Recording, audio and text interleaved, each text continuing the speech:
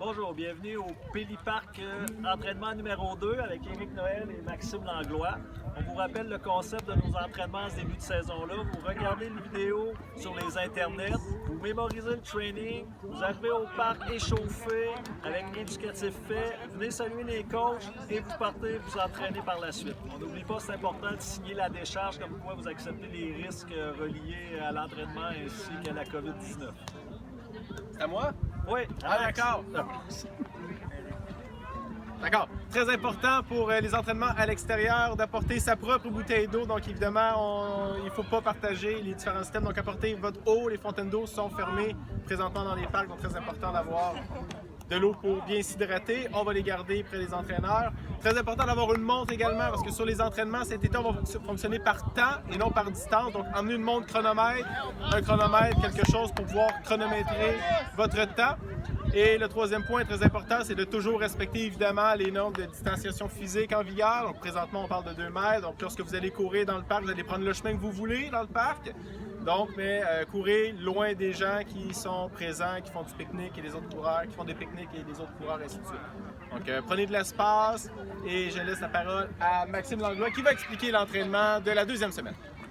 Bonjour à tous. Donc, pour ceux qui me connaissent, j'aime courir vite et pas longtemps. Donc, ça va ressembler un peu à ça aujourd'hui.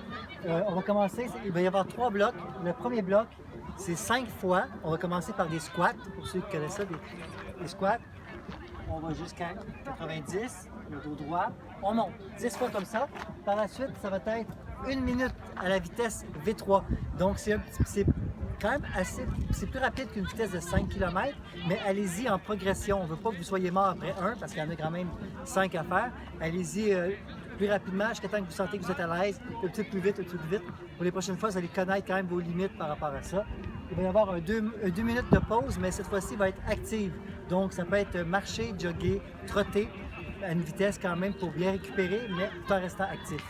Suite aux 5 répétitions, on prend une pause de 5 minutes. Celle-ci est une pause qui est vraiment passive, donc vous pouvez aller boire de l'eau, boire votre eau en fait. Ensuite, on recommence ça avec un tempo de 5 minutes à la vitesse V2-. Cette fois-ci, V2-, on va y aller avec une vitesse peut-être un petit peu moins rapide qu'un 5 km ou votre vitesse de 10 km. Pour certains, ça peut être même la vitesse pour un demi-marathon. Et par la suite, bonus, on va encore dans du plus rapide, moins longtemps. Donc, c'est entre 5 et 10 selon votre niveau ou votre capacité. Vous allez tout donner là, ça va faire mal. Donc, je vous avertis tout de suite. Et par la suite, une fois que vous aurez bien récupéré de ça, venez nous voir puis on va faire un corps ensemble. Ça va être un bon training. Ça va être difficile, mais ça va être plaisant. À bientôt!